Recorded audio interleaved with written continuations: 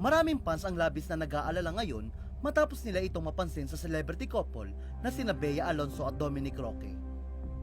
Lingid sa kaalaman na marami, minsan nang inamin ng kapuso actress na si Bea na minsan na rin sumagi sa kanyang isip at tinanggap na tatanda siyang mag-isa. Tila nawawalan na umano kasi siya ng pag-asa dahil ilang lalaki ang kanyang nakarelasyon. Pero sa kasamaang palad, nauwi rin sa hiwalayan ng lahat. Mutual naman ang desisyon ng kanilang paghihiwalay o dahil nag-cheat sa kanya ang kanyang boyfriend. Hanggang sa dumating nga sa kanyang buhay ang aktor na si Dominic Roque at muli siyang umasa sa pag-ibig. August 2021 nang kumpirmahin nila ang kanilang relasyon.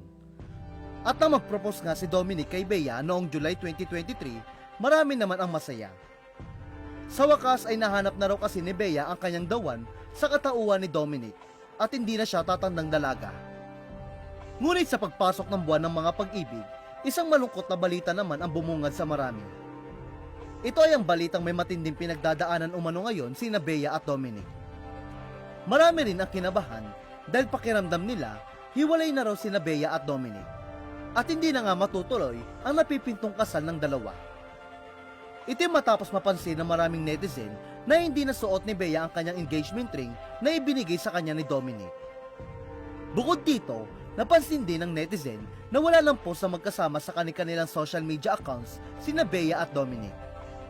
Huling post nila together ay mga larawan at videos nila kuha mula sa kanilang bakasyon sa Japan na 4 na linggo na ang nakaraan.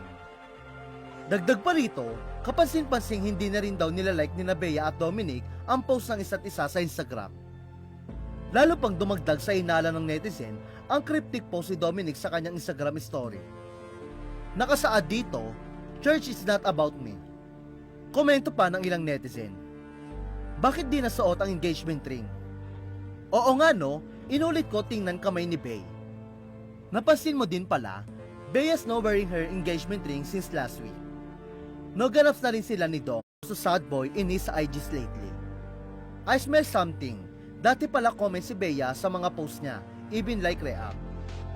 Pero this past few days or weeks, wala na. Same with Bea IGs. Sana okay lang kayo. May time si Bea sa iba. Felt bad sa Barkada Night, Christine Reyes. Made time for Marco but Bea is Mia. At Bea Alonzo please.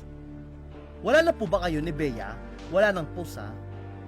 Sa ngayon, no comment pa sina Bea at Dominic sa isyong hiwalay na sila. Matatandaan kamakailan lang ay ibinahagi pa ni Dominic sa isang interview na pinaghahandaanan nila ni Bea ang kanilang kasal na magaganap ngayong taon.